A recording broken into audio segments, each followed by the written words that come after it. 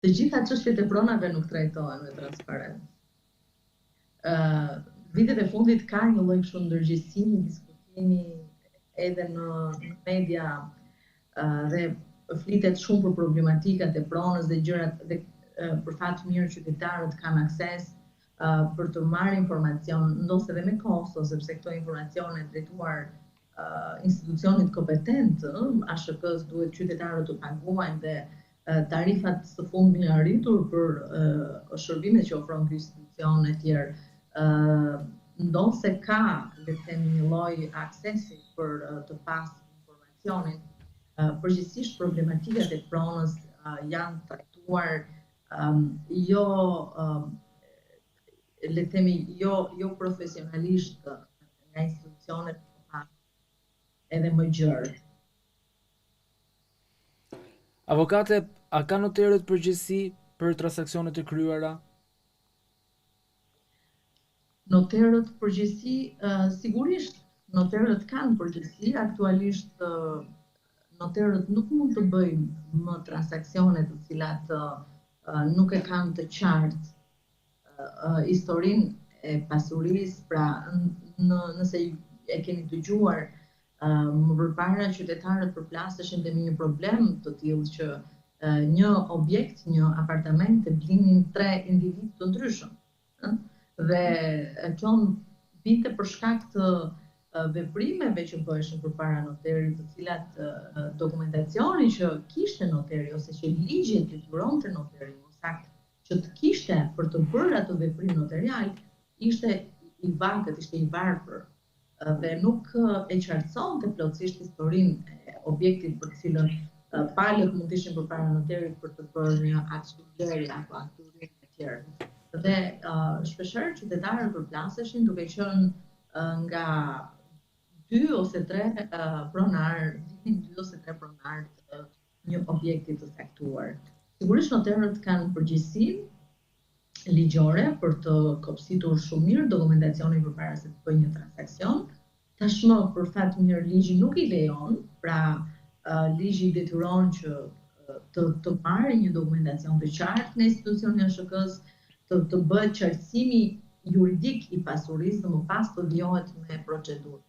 Pra tashmë nuk i kemi më këto përplasje, këto veprime të cilat ishin arbitrare dhe i çonin qytetarët drejt një lloj padrejtësie të jashtëzakonshme. Është e rëndë që të blesh një pasuri dhe ti të rezultosh pronari i tretë të njëjtës pasurie, për shembull. A mundën qytetarët të ngrenë padi kolektive? A mundet të ngrenë padi kolektive kundër shtetit për cënim të së drejtës së pronës?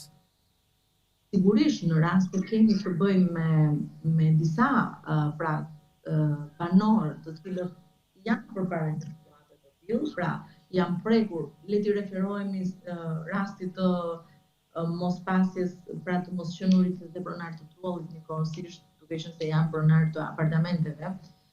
Sigurisht është detyrim madje ligjor që 3/4 në rast se jemi përpara një situate të tillë, 3/4 të bëhen bashkë dhe të kërkojnë të drejtën e tyre në rrugë administrative apo më pas edhe gjyqësore.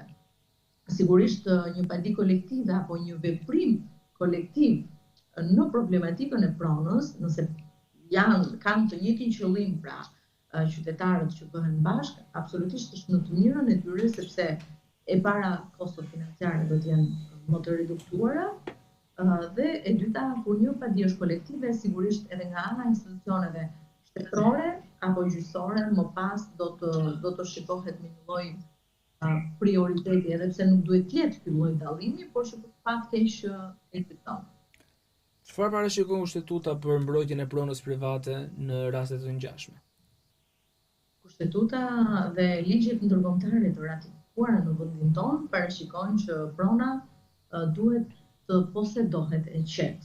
Nuk mund të tjetërsohet pa një ligj dhe pa një proces të rregullt ligjor. Ka parashikuar mënyrat e fitimit të pronës. Pra, në këtë rast, rastin konkret, por dhe në shumë praktika të gabuara që janë bërë dhe gabime të rënda që janë bërë mbi çështjen e pronave, sigurisht shkelur edhe Kushtetuta e Republikës së Shqipërisë, por edhe ligjet ndërkombëtare të ratifikuara ndërtuara në vendin tonë, të cilët gjejnë zbatueshmëri. Avokata duhet të ketë një ndërhyrje urgjente ligjore për të bërë regjistrimin automatik të bashkëpunësisë së truallit për të gjitha ndërtesat e ndërtuara para viteve 1991? Patjetër që duhet ketë një veprim në mënyrë të menjëhershëm dhe duhet të gjendet në mënyrë dhe duhet të jepet prioritet, duhet të jepet prioritet dhe institucioni shtetëror ASHK të ndërmarrë qeveria, shteti duhet ta ngarkojë me një BKM, me një ligj të posaçëm që ky institucion të japi prioritet këtij lloj problemi që ka dalur në pa vitet e fundit. Dhe një pyetje të fundit, nëse kjo rezulton e vërtet, siç edhe ka rezultuar, a kemi të bëjmë me një nga padrejtësitë më të mëdha të tradicionit shqiptar?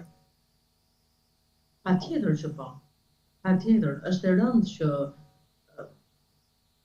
ta posedosh një pasuri nga 91-shi deri po marrim afatin e fundit të ligjit, sepse ligji i referohen në ndërtesave që janë ndërtuar para 91.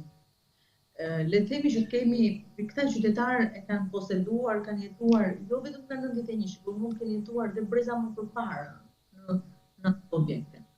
Dhe të gjenden tani në rrugë, pra të gjenden jo pronar të truallit, në momentin që këto ndërtesa, jo vetëm për tërmetin, sepse tërmeti e nxori në pa problemin, por nuk është vetëm tërmeti, ndër vite ato ndërtesa mund mos jenë më të banueshme. Dhe mund të jenë shumë ndërtesa të tjera të cilat nuk do të jenë të banueshme në të ardhmen, nëse deri tani janë. Dhe sigurisht mund të jenë shumë qytetarë cilët do të gjenden përpara një situate të tillë. Dhe patjetër që duhet të zgjitet dhe është padrejtësi, sepse të jetosh 40 vite, 30 vite, 40 vite në një objekt dhe në momentin që ti nuk e ke më objektin, ti të mos jesh më pronar i truallit, është shumë e rëndë, është padrejtësi e madhe absolutisht. Si shumë padrejtësi të tjera që janë bërë pronës në shtetin shqiptar. A është kjo përqendruar më shumë në Tiranë apo në të gjithë Shqipërinë? Kjo prek të gjithë Shqipërinë, por në Tiranë është bërë evidente deri për momentin. Sigurisht, edhe në qytete të tjera të shtetit shqiptar mund të ekzistojë. Mund të ekzistojë, nuk është e thënë që çdo objekt i ndërtuar para 91-shit është përpara një situate të tillë. Duhet ta qartësojmë qytetarët mos panikosen. Sigurisht është një numër i caktuar objektesh, pallatesh, ndërtesash, të cilat preken nga kjo gjë. Por jo të gjitha godinat e ndërtuara para